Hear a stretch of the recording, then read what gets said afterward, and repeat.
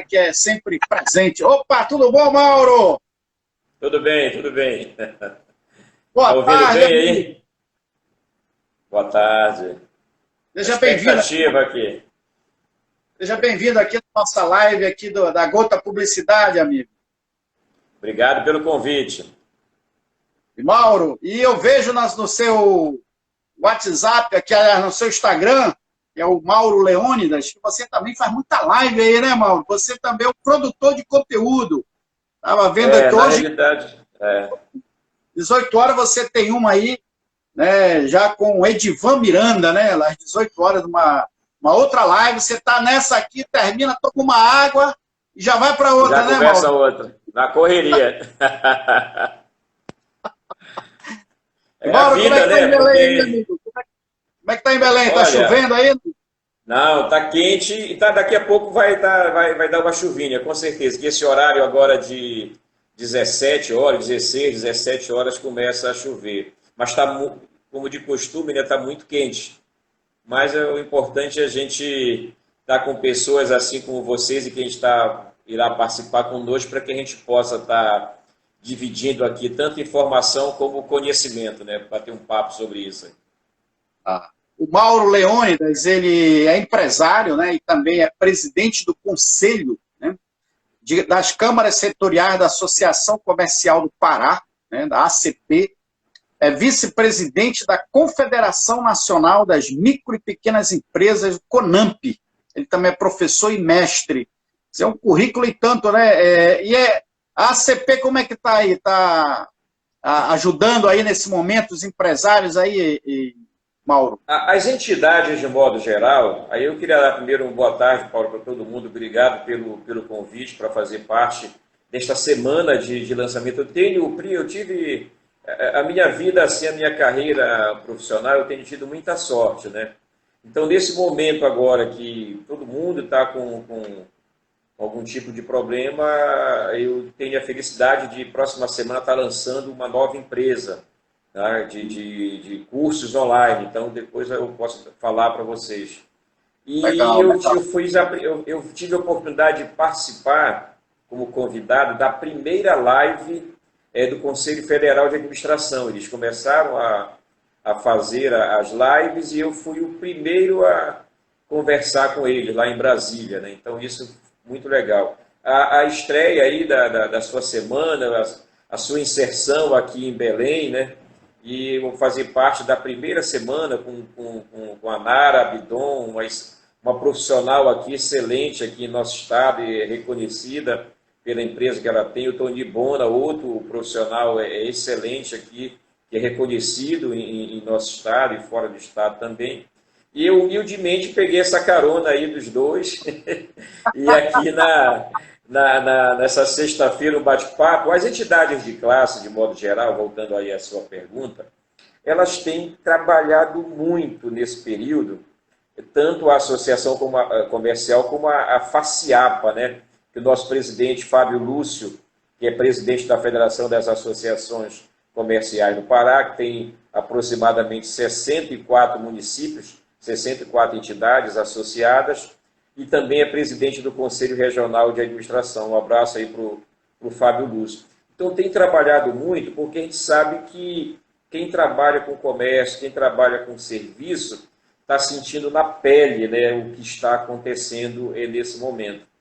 Então, as entidades têm entrado em contato com prefeituras, com o governo do estado, justamente para tentar mitigar os problemas que são advindos dessa pandemia. Então, a ideia é exatamente essa, que em parceria, não brigando, mas em parceria com os governos municipais, as prefeituras municipais e com o governo do estado, a gente possa estar justamente unindo forças para conseguir mitigar esses efeitos nefastos dessa pandemia que assola. Imaginem, né? Nós estamos já no mês de maio, no quinto mês do ano, praticamente daqui a pouco vamos chegar no meio do ano, e com essa pandemia. Então, nós viramos 2019 para 2020 com grandes expectativas, né? Aí, quando você vê lá por fevereiro e aí março começa a eclodir tudo isto, a gente vê os negócios fechando, pessoas ficando doentes, as escolas, as universidades, os comércios. A gente já começa agora, recente, eu recebi ainda há pouco uma notícia que um hotel aqui de Belém, o Hotel Regente, fechou, mas não fechou as portas não, fechou, não vai mais funcionar mesmo, em função dessa pandemia. Então, realmente, e no grupo que a gente participava, até um amigo nosso colocava, né, que essa pandemia ela tem nome, RG, né, e CPF, que a gente sabe as pessoas que estão morrendo. No início a gente não sabia muito, agora a gente sabe. E agora também, infelizmente, também, e óbvio que não dá para comparar, mas vem o fechamento, o cerramento das empresas, né, que estão fechando em definitivo. Então, empresa com mais de 40 anos aqui em Belém. Então, a gente tem que encontrar, diante de todo esse cenário confuso, a gente tem que deixar isso um pouco de lado e viver como pessoa física e como empresário. Então, nós temos que encontrar alternativas para que possamos superar essa pandemia. Nós colocamos aqui como tema para debater com o Mauro Leônidas dicas práticas para expandir o negócio, né? Ou seja, um debate que vai ao inverso da crise, né? Enquanto está se falando de crise, nós vamos falar de como que a gente pode ganhar dentro da crise. E uma coisa que eu queria colocar, um dos itens que eu acho assim que a gente precisa para poder expandir é fazer um ajuste de objetivo, né, Mauro? Quer dizer, nesse momento é necessário, a empresa estava indo num sentido norte, de repente agora eu preciso jogar lá para o sul, quer dizer, eu preciso fazer um pequeno ajuste, e esses ajustes eu preciso ficar de olho neles semanalmente, para ver se realmente esse é o caminho, porque no meio de uma crise é necessário expandir, mas assim, estando de olho, estando muito alerta em cima desses novos objetivos, né? Na realidade, o que é que a gente tem que fazer? Uma coisa que às vezes, principalmente, eu vou falar de uma área que eu atuo muito, eu até não coloquei no currículo, mas o objetivo não é esse. Eu coordeno no Fórum das Micro e Pequenas Empresas, que é lá em Brasília, eu fico às vezes mais tempo em Brasília do que aqui em Belém. Eu coordeno um comitê de formação e capacitação empreendedora. E esse fórum é na Secretaria da Micro e Pequena Empresa, que é ligado ao Ministério da Economia. Então, uma área que eu atuo muito é a área das micro e pequenas empresas. E eu queria fazer um preâmbulo, só para que vocês tivessem uma ideia do que é que nós estamos falando. Olha só, hoje no Brasil, 99,2% são de micro e pequenas empresas. 99,2% aproximadamente. Essas micro e pequenas empresas, elas representam 27%, olha só esses dados, Paulo, 27% do PIB nacional. Tá? Outra coisa, elas representam também 44% dos empregos formais aqui no Brasil. E aproximadamente 50% da remuneração do comércio. E um dado recente que eu pesquisei, 80% dos primeiros empregos, 80% dos primeiros empregos, eles estão nas micro e pequenas empresas. Então é desse universo que nós vamos conversar. Porque quando nós falamos de uma grande empresa, elas são muito importantes, as grandes empresas.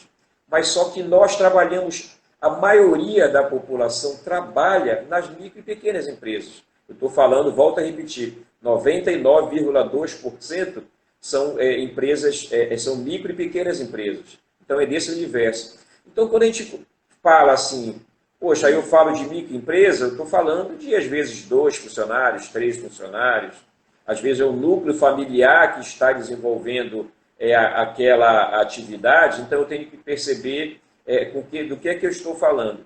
E algo que às vezes é deixado de lado, Paulo, é a questão do planejamento. Ah, mas a minha empresa é pequena. Planeje a sua empresa. nós temos um órgão fundamental que é o SEBRAE, que é um grande parceiro das empresas. Então planeje, contrate uma assessoria, o SEBRAE lá dá uma assessoria. Faça um plano de negócio. E nesse momento que nós estamos vivendo, mais do que nunca, nós temos que revisitar esse plano de negócio. Nós temos que revisitar esse planejamento, porque bagunçou todo.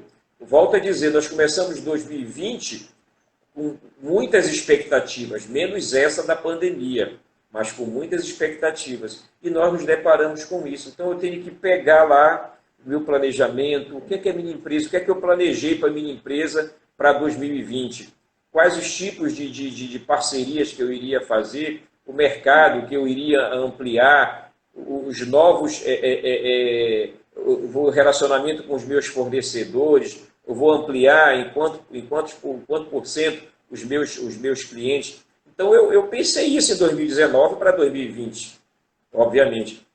Quando chega a isso, hoje está se usando um termo muito, o novo normal. Qual será esse novo normal?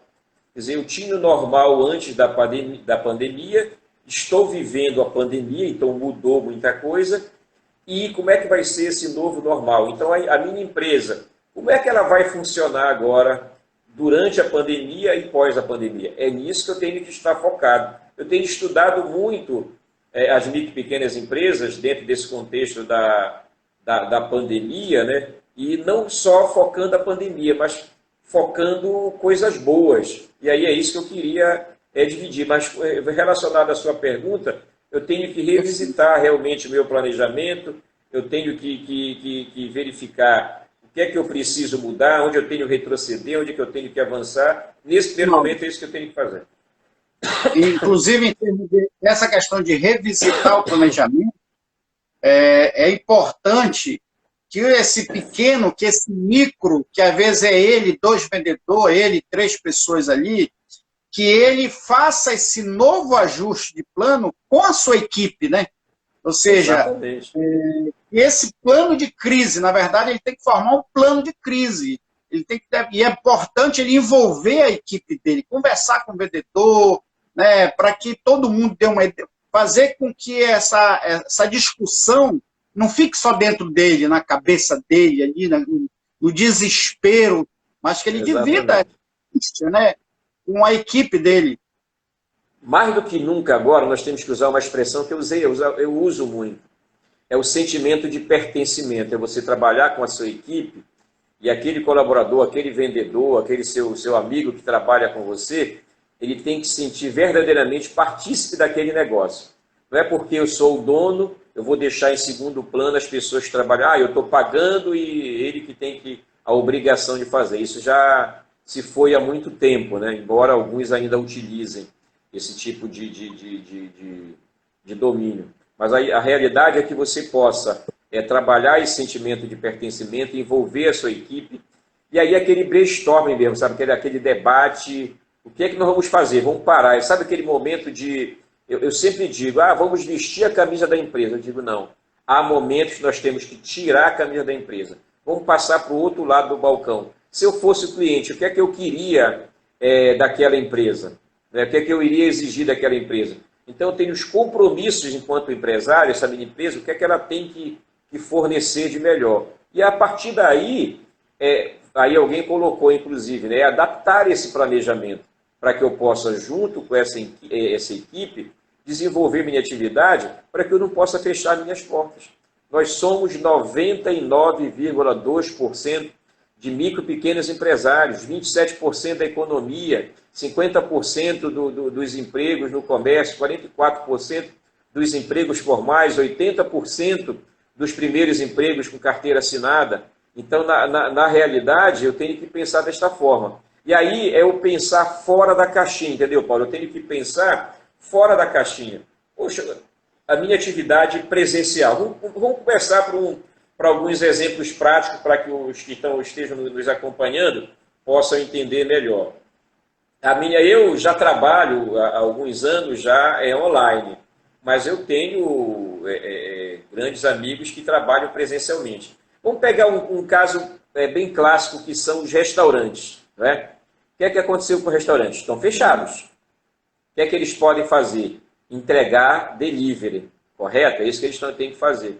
Só que muitos restaurantes, eles só tinham suas atividades presencialmente, focadas presencialmente. Abriam as portas, aguardando os seus clientes para fornecer a alimentação. No primeiro momento, quando ocorreu essa pandemia e só os serviços essenciais que ficaram, os restaurantes fecharam, muitos ficaram, como é que eu vou fazer a entrega delivery? Até porque não é simples também eu fazer uma entrega delivery, eu tenho que ter toda uma estrutura, inclusive de material, de embalagem, e muitos não estavam, quem não trabalhava com isso, não tinha essa estrutura, então eu tive que correr atrás. E outra coisa, isso gerou um problema para os fornecedores, que não tinha quantidade suficiente para uma demanda explosiva que estava. Quer dizer, então, aí os donos de restaurantes começaram a perceber o seguinte, cara, eu tenho que... É um nicho de mercado que eu não via, ou seja, eu tinha uma capacidade ociosa na minha empresa que eu estava deixando de lado. Então, estou dando o exemplo do caso dos restaurantes, para eu começar a perceber essa minha capacidade ociosa que eu tenho, para que eu possa pensar em novos negócios. Aí o que é que aconteceu? Os restaurantes começaram a entregar delivery. Outra coisa, eu conversei com vários donos de restaurantes, eles me dizendo, Mauro, hoje eu não tenho só aqueles clientes que me visitavam fisicamente. Eu adquiri novos clientes, ou seja, pessoas que não conheciam o meu restaurante passaram a me requisitar para que eu pudesse fornecer em delivery. Então, olha só, uma situação de restaurante, que é um fator crítico, né? Um fator crítico que a gente chama fator crítico de sucesso nesse momento de crise. Depois eu vou dando outros exemplos aí. Perfeito. Nesse caso que tu colocou, nesse novo plano de crise, é importante que o empreendedor, o micro, pequeno empreendedor, que ele seja conservador, né? Ou seja, que ele trabalhe a questão do corte do custo, lógico, ele tem um conservadorismo, mas que ele não perca a visão empreendedora nessas novas oportunidades emergentes, né? Nesses negócios circunstanciais, não é isso? Exatamente. Aí eu tenho que olhar, olha só, além de todo o envolvimento com o meu negócio, eu tenho que prestar atenção no seguinte, eu tenho que pagar uma folha de pagamento, eu tenho que pagar os encargos, muito embora alguns encargos tenham sido adiados, mas eu vou ter que pagar. Eles só foram adiados. Então, eu tenho que observar linha de crédito, porque enquanto micro e pequeno, você não tem tantos recursos assim, capital de giro. Ele trabalha no limite. Ele vende hoje o que ele está vendendo hoje, justamente para poder comprar o de amanhã e vender de novo. Muitos trabalham dentro desse contexto. Então, o meu capital de giro ele acaba sendo muito, muito pequeno. Então, eu tenho que atentar para as linhas de crédito, eu tenho que atentar para as medidas provisórias que foram editadas com relação à questão de redução de jornada de carga horária, né?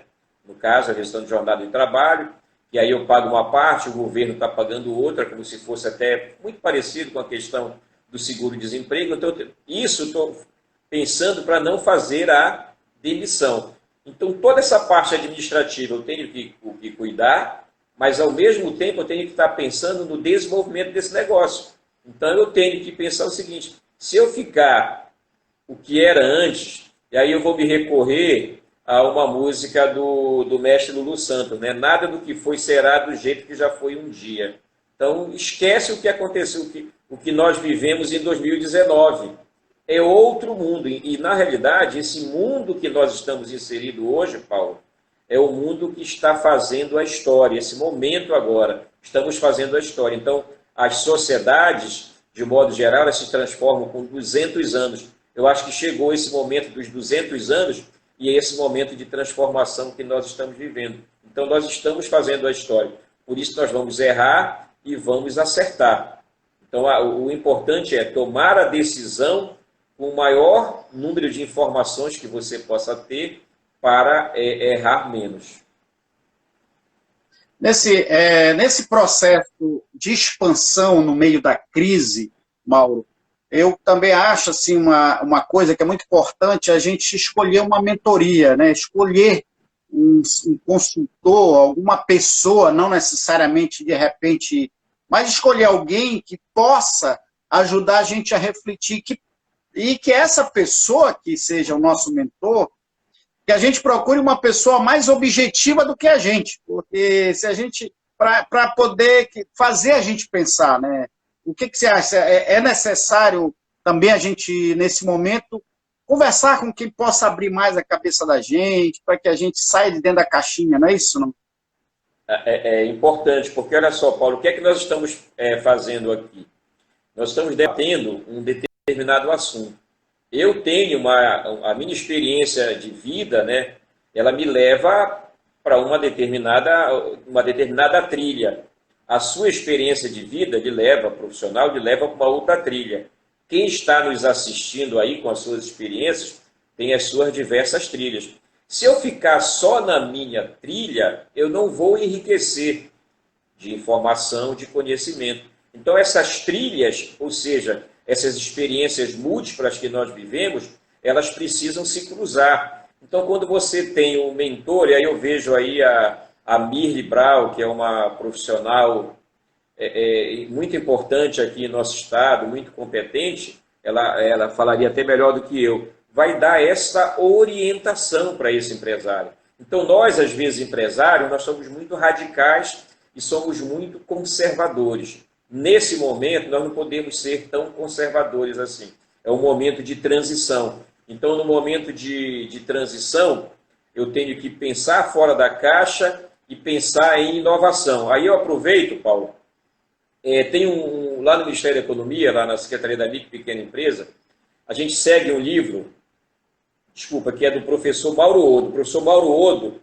na próxima sexta-feira, vai ser meu convidado no meu canal para conversar.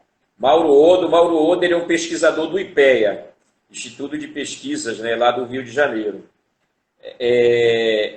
Instituto de Pesquisas Econômicas, que fica, esse instituto não fica em Brasília, ele fica no Rio de Janeiro, um dos poucos órgãos que ficam fora de Brasília, assim como a própria Petrobras também. Então, o que é que acontece? Ele tem um livro, Um Pirilampo no Porão. Pirilampo no Porão. O que é que ele diz? Resumindo assim, eu até aconselho os colegas baixarem, porque se você entrar lá, Mauro Odo, ele está lá em PDF, você pode baixar o livro Um Pirilampo no Porão. Ele fala que as micro e pequenas empresas padecem de duas grandes mazelas. Uma é relacionada à inovação. Então, independente de pandemia, as micro e pequenas empresas elas já estavam passando por um momento de crise, né? Então, inovação e baixa produtividade.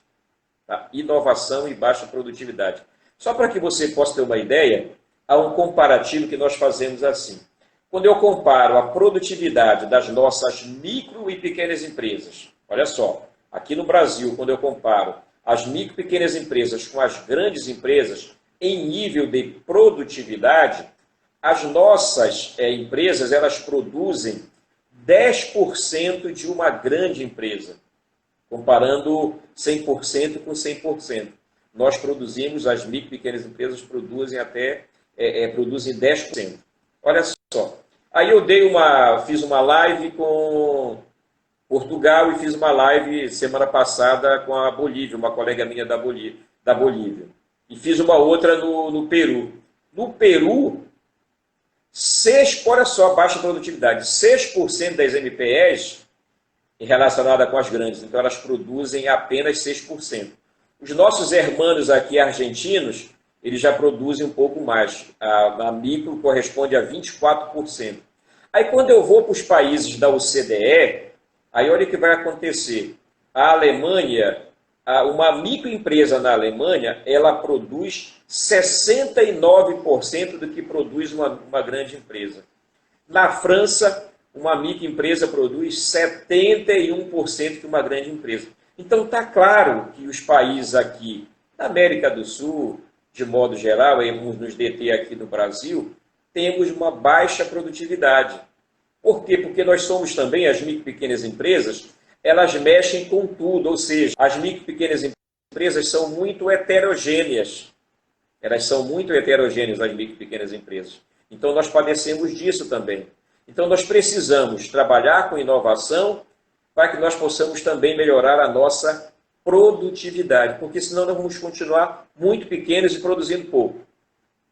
Isso que você falou era outro tópico também que eu queria colocar no debate, né? A gente está fazendo essa análise de como expandir no meio da crise. A gente viu que precisa fazer um reajuste no plano, envolver a equipe no plano, trazer um mentor que não necessariamente precisa ser, mas pode ser de repente um amigo que pense de forma mais objetiva. E uma outra coisa que você falou agora, quer dizer, a palavra-chave no meio da crise é inovação, né? Agora, quando a gente fala de inovação, normalmente a gente remete à tecnologia. Muitas vezes, a inovação é o ato de você se transformar em delivery. Né? Delivery não é só para supermercado, né? Quer dizer, para restaurante. Restaurante. Drive-thru, por exemplo, você pode estar operando, você pode inovar em vários processos simples, né? Na própria sua cadeia de gestão, não é isso, Mauro? Na sua própria... Com certeza. Organização interna da empresa, você pode inovar, né? Diferenciar.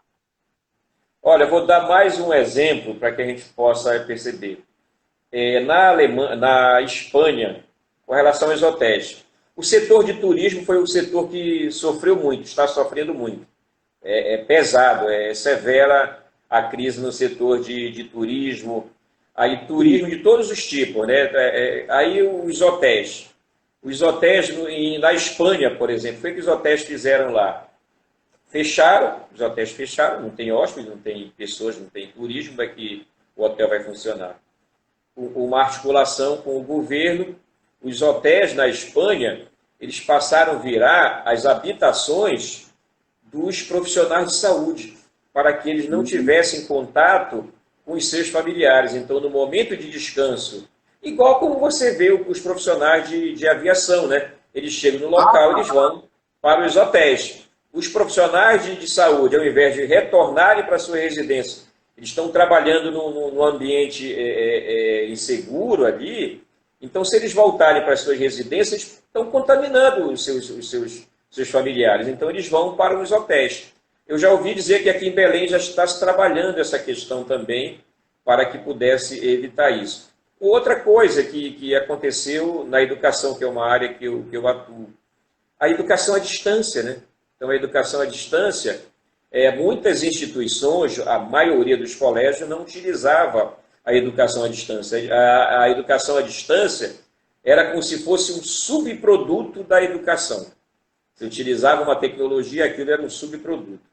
Ora, quando nós passamos por essa situação, o que foi que aconteceu? O próprio Ministério da Educação, ele, através de uma portaria, ele autorizou que as instituições, mesmo aquelas que não tivessem a autorização para funcionar como educação à distância, passassem a funcionar. E hoje o que é que nós vemos? Os professores dando aí um grande garbo, dando uma aula mesmo. Por quê?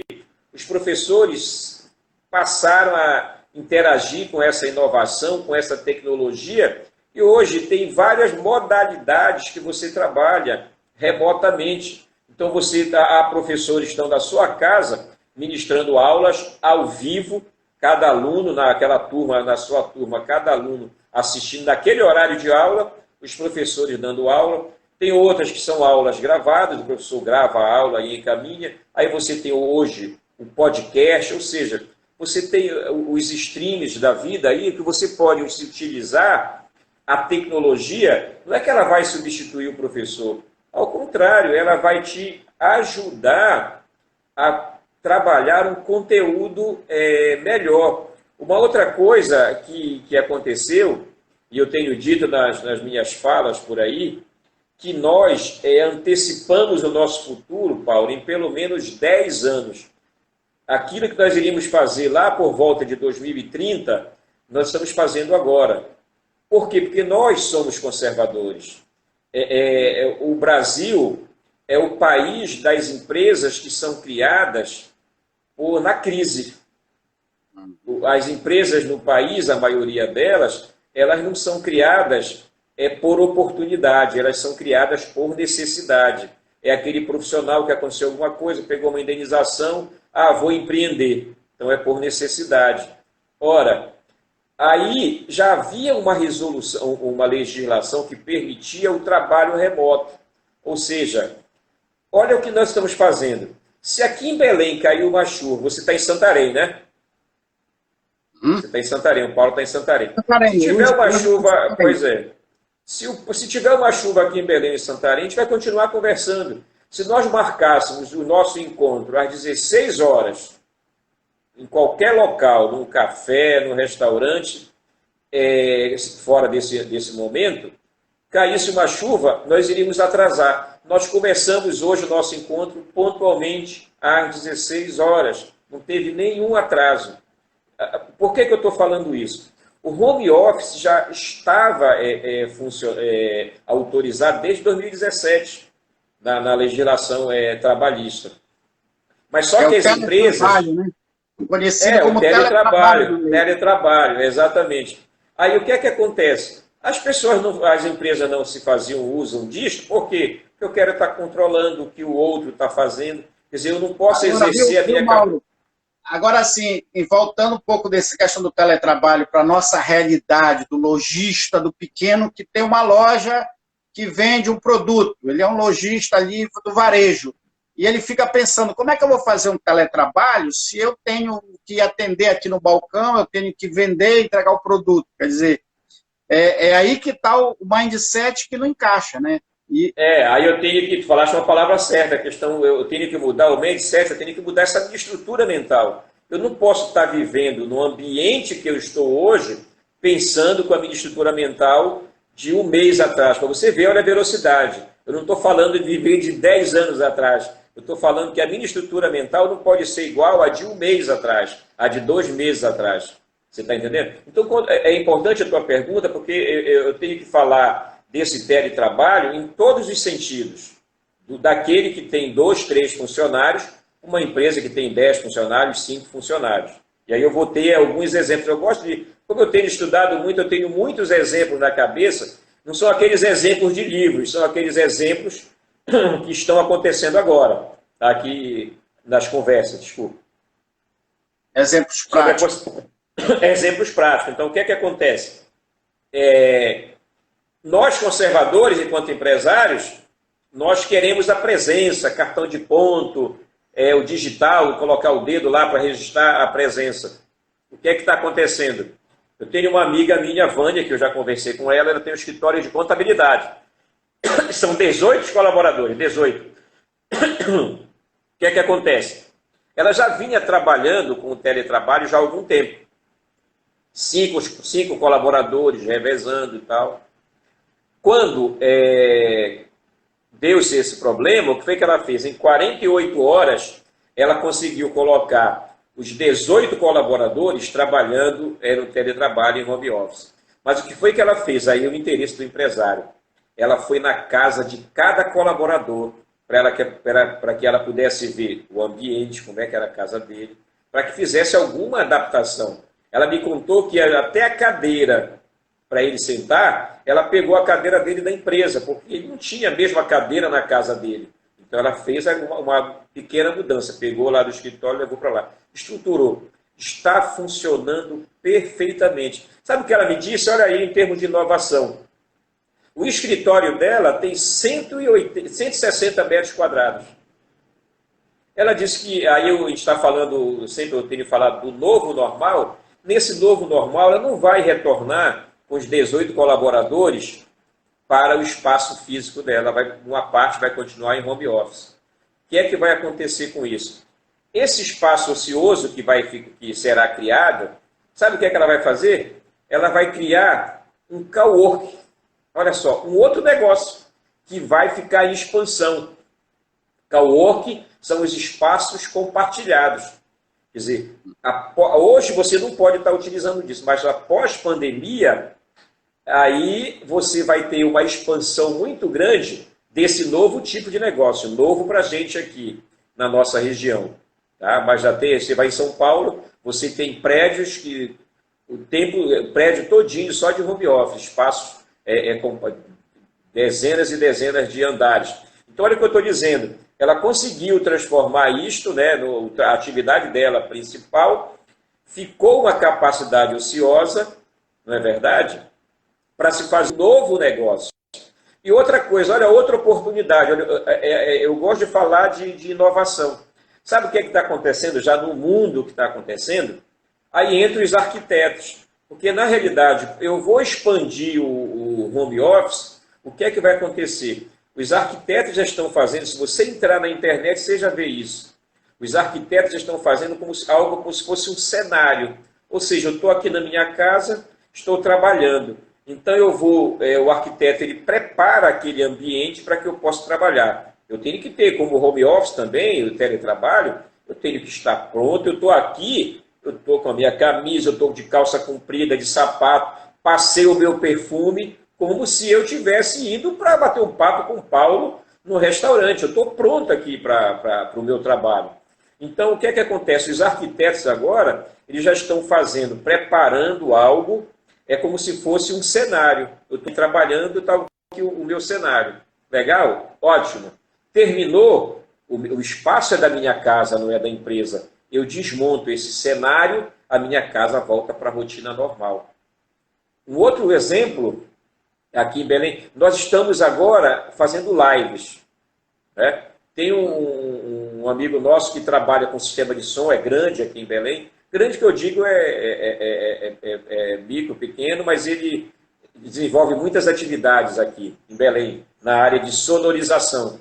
O que é que ele fez? Eu já vi ele divulgando. Está parado, não tem evento. Sabe o que foi que ele fez? Ele está oportunizando o seguinte, eu quero fazer uma live, o Paulo quer fazer uma live, a Mirve quer fazer uma live, o Bruno que está nos assistindo aí quer fazer uma live. Ele está cedendo espaço, faz um cenário do jeito que o Paulo quiser, ele faz um cenário, som, toda uma produção profissional. Você paga uma taxa ali para ele e você faz a sua live, internet pesada, coisa legal. Olha só, a gente está falando, eu não estou falando de coisas monstruosas, estou falando de coisas pequenas que vão surgindo nesse ambiente que a gente está falando aqui de inovação. Uma coisa vai puxando a outra. Você quer? Eu posso continuar com os exemplos, Paulo? Sim. Agora eu queria entrar aqui no aspecto também, Mauro, sobre essa questão do micro, do pequeno, do empresário em geral, nesse processo de expansão dele. Olha, diz a Mila que ela quer o telefone desse teu parceiro que faz as lives aí, ó. Ah, ela sabe. Eu vou dar porque eu tenho a obrigação como micro, eu sempre digo, é o Jefferson Mirri, é a Mirri que estava pedindo, né? É o Jefferson, que ele trabalha com sistema de som, então ele lá no espaço dele, ele adaptou. Você vai lá para o espaço dele, não usa só a residência, vai lá e vai para o estúdio, faz o que você quiser lá, grava ou faz ao vivo, como você pretende. Então é interessante isso. Eu vou te fazer essa próxima pergunta e tu já entra com os exemplos. Continua com os exemplos, o pessoal está contigo. Mas, assim, é importante que o empresário, o microempreendedor, o empreendedor em geral, ele já faça a sua adesão a esse novo marketing, né, que é esse marketing digital. Que ele não perca tempo em ficar achando que isso é coisa complicada, que é difícil, quer dizer, logo a sua adesão a essas plataformas, que ele consiga dominar o que é mídia social, faça o seu blog. Hoje em dia dá para fazer blog de graça, site de graça, dá para fazer a mídia social, Facebook, Instagram, LinkedIn, tudo é de graça. Quer dizer, faça logo a adesão, né, para que isso possa criar uma marca dentro do online, porque a pessoa tem uma marca no físico, ele acha que porque ele tem uma marca na cidade, né? Eu tenho aqui a empresa, vamos dizer, a Gota Publicidade em Santarém, ela é famosa, mas lá em Belém, ela não é.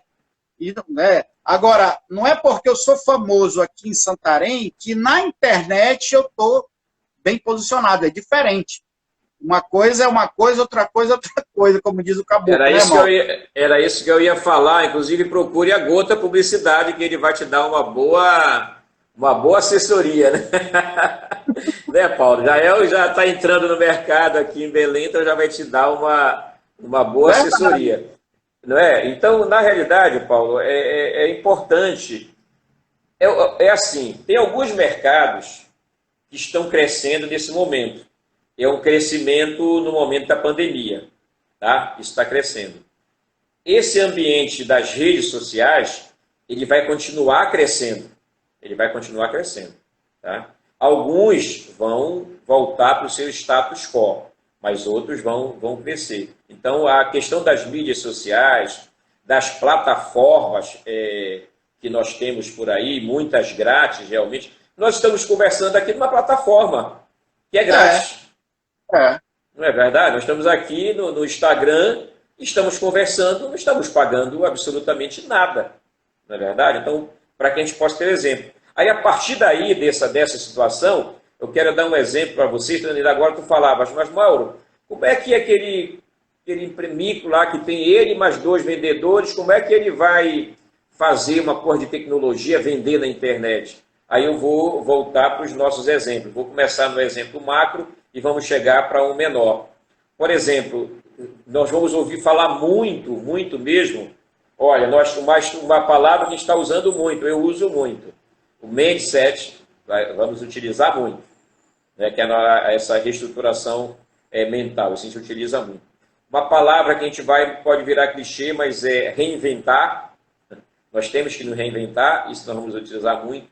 Inovação, produtividade e uma palavra que a gente vai usar muito agora. Já existia, mas a gente... Sabe aquela coisa que existe, mas como eu não estou precisando, eu não dou atenção, que é o marketplace.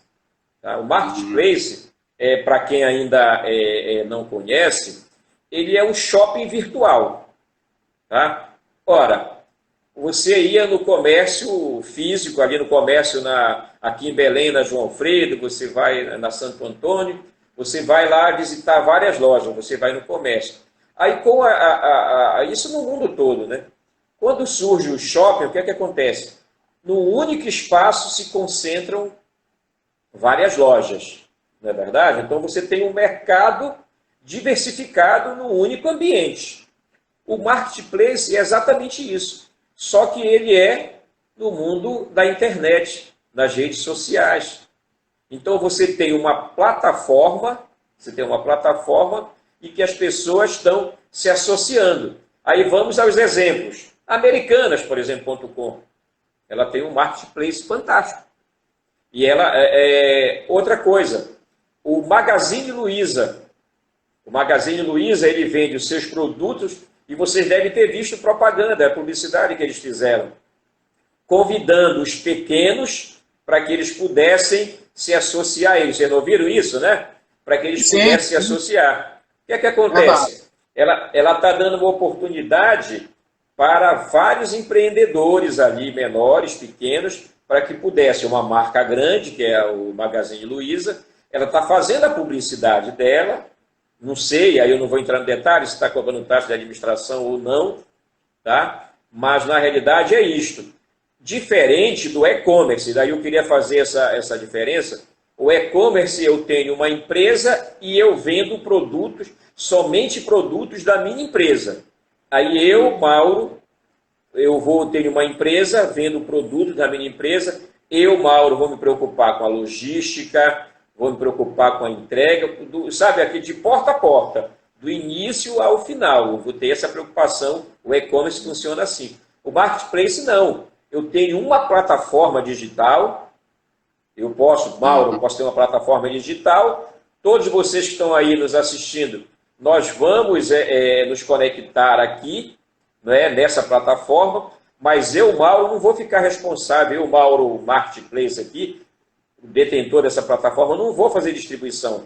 Cada empresa, então eu tenho empresa A, B, C, D, cada empresa fica. Se o Paulo entrou nessa plataforma aqui, Mauro, ele vai encontrar um produto X, quem vai entregar para o Paulo é a empresa X. Se a Mirne Brau entregou e comprou um produto da empresa Y, quem vai entregar é a empresa Y. Ou seja, é por isso que eu estou comparando com o shopping, que é mais fácil. Você entra no shopping X, só que esse shopping X ele tem diversas lojas. Quem é responsável pela venda não é o shopping, são as lojas. O marketplace funciona assim. você tem uma plataforma digital, você se associa. Então aí você pode, esse pequeno, esse que tem 2, 3, ele pode se associar a isso, porque olha só, antes, só para você ter uma ideia, Paulo, antes dessa pandemia, eu já estava com alguns projetos para trabalhar pelo Instagram. Que a minha ideia, como a gente trabalha, aí você falou ainda há pouco da FACIAPA, que é a Federação das Associações Comerciais, que o presidente é o Fábio Lúcio, eu estou na Confederação Nacional das Micro e Pequenas Empresas, eu estou no fórum lá em Brasília das micro e pequenas empresas, então a gente pensa muito no coletivo. Então eu já estava pensando numa plataforma grátis para que esse pequeno que vende ali na sua rua, aquele João ali, seu João que vende na rua aquele produto dele, ele é conhecido na rua. Ora, se esse produto dele eu faço, olha, normalmente todo mundo tem um celular. Aí ele, bora colocar esse seu produto aqui que você vende aqui, bora colocar aqui na internet. Você coloca. Ora, ali não é só a rua mais que vai conhecer aquele produto do seu João, é o bairro, daqui é a cidade. Então nós temos aí, vocês têm grandes exemplos que se tornaram até palestrantes, né? Pessoas que eram humildes na sua atividade, que desenvolvia, depois viraram grandes palestrantes porque eles contaram os seus exemplos, né? Que viraram grandes negócios. Nós temos dezenas e dezenas de pessoas que empreenderam vendendo bombons, depois, sabe, na minha infância aqui eu tinha na minha adolescência, um rapaz que se fantasiava de chinês e vendia chopp, era o Suzuki, vendia chopp numa bicicleta, todo fantasiado. Era uma marca. Se ele fizesse isso hoje, ele estava conhecido no mundo todo. Então, você está entendendo? Então eu posso fazer isso com pequeno, eu tenho que acreditar. Aí você falou ainda há pouco de um mentor, né? Então eu tenho que ter alguém que oriente, porque às vezes eu não tenho essa habilidade para trabalhar com essa tecnologia. É simples, mas precisa de um mínimo de habilidade. Então preciso de pessoas para que me possam conduzir a isso. Aí tem o Paulo, tem a Mirli, tem a Raquel Sena, tem todo mundo aí que pode estar desenvolvendo essas atividades. Eu estou citando o nome das pessoas que estão acompanhando. Inclusive, um abraço para todo mundo que está entrando, está participando aí. Olha, tem, né, o Edson Brandi, a Mirle, né, Brau, que está participando. Inclusive, ela disse aqui que nós entramos na era do renascimento digital antecipadamente, né? Um abraço aí para o Marco Mamute, que entrou, a Pontuale, né, Isanjara entrou. E assim, para a gente, parece que não, mas nós já estamos a 50 minutos. Passou rápido. Rápido. E nós vamos para a gente concluir, até porque o Instagram, dentro de em uma hora, ele desliga automaticamente. E aí, assim, uma das coisas que está em choque hoje, né? Está o Fábio Fidiel aí, olha, o OLX pode ser uma plataforma... uma plataforma, o Marketplace. O OLX é o Marketplace. É o Fábio da Sapataria Fortaleza que está falando, que é uma grande sapataria aqui da cidade de Santarém, né? E então é isso que a gente está trazendo, essa movimento, essas informações aqui com esse grande administrador aí, vinculado a várias entidades, inclusive ao Ministério da Economia, através aí das micro e pequenas empresas, né, Mauro? E aí a gente entra nessa fase de conclusão, e eu queria te provocar uma pergunta que eu ando vendo aí, que o pessoal diz assim, o Google, essas grandes empresas aí, eles assim, eles olham mais para currículo. Quer dizer, eu tenho visto muita postagem, muita coisa, eu digo assim, olha, não me interessa mais o certificado, o diploma da pessoa, quer dizer, parece que a universidade começa a entrar em xeque também, né? Porque assim, ela tem perdido um pouco o compasso tu falou assim, o mundo se antecipou 10 anos, a universidade se antecipou 10 anos, será? Quer dizer, essa que é a grande questão.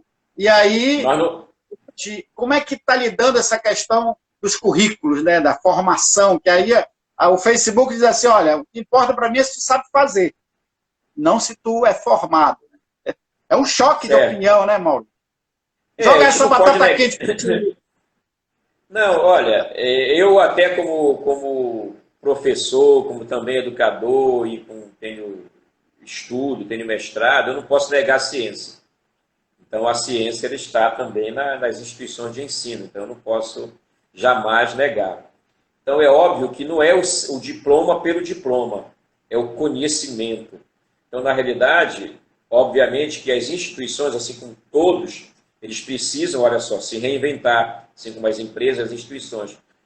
Transpor esse muro dela, né, não ficar somente ali dentro, né, trabalhar essa ciência, trabalhar o conhecimento, mas ter essa interação com o mercado.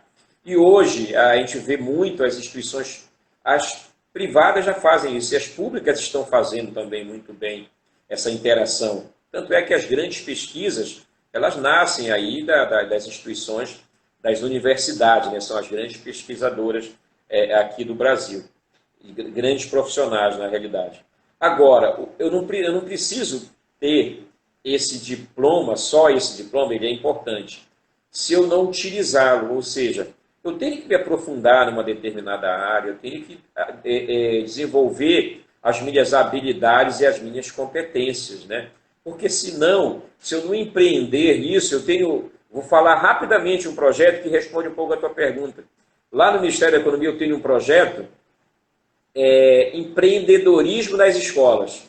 O empreendedorismo nas escolas é que, desde a educação básica até o ensino superior, a gente possa desenvolver essa cultura do empreendedorismo, para que eu possa fazer lá na criança, que é mais fácil de aprender, e aqui no adulto, para que eu possa saber a vocação econômica do meu município. Por incrível que pareça, às vezes você tem um profissional formado no município e ele não sabe a atividade econômica principal daquele município. Nós conhecemos assim.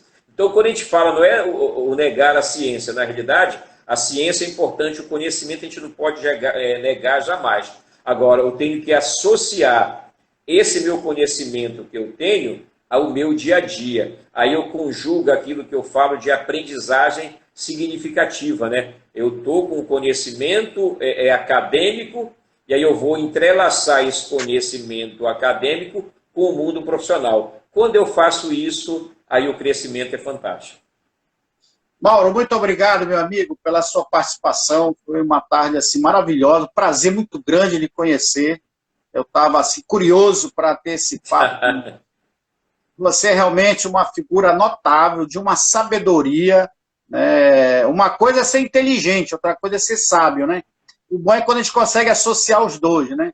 E você realmente tem uma inteligência associada a uma sabedoria, e eu quero aprofundar meu relacionamento de amizade com você aí por Belém. Quero ter outros bate-papo aí no privado, para que a gente possa misturar os nossos conhecimentos e ajudar a humanidade a crescer, né? Muito obrigado, dê os aliás, dê o seu abraço para as mães, né? Porque nós estamos já na semana... Exatamente. Eu quero aproveitar aqui, né? Você pode comprar do e-commerce, nos marketplaces, para dar um presente para sua mãe. Compre do pequeno, compre do seu vizinho, compre do seu amigo, sabe? Compre do pequeno, que isso que é importante. Eu queria agradecer, Paulo, a oportunidade que você me deu de a gente estar conversando. Isso é que eu faço no dia a dia, eu gosto disso, a minha vida é exatamente isso, trabalhar com os micro, pequenos empreendedores, agradecer aos colegas que estão nos assistindo aí, que tiveram uma hora de bate-papo, e eu me coloco à disposição em algum momento presencialmente, mas por telefone também agora, para que a gente possa estreitar esses laços. Já havíamos conversado muito, né, por telefone, mas não nos conhecíamos assim. Mas eu agradeço, espero ter contribuído um pouquinho através desse bate-papo. E até aproveitar, Paulo, para convidar que 18 horas eu vou ter um bate-papo com um outro colega lá do Ministério da Economia, direto de Brasília, 18 horas. É um tema instigante, né? Se o seu dinheiro acabasse hoje, o que você faria? Aí ele vai falar dos projetos para os micro e pequenos. Tentem assistir lá às 18 horas.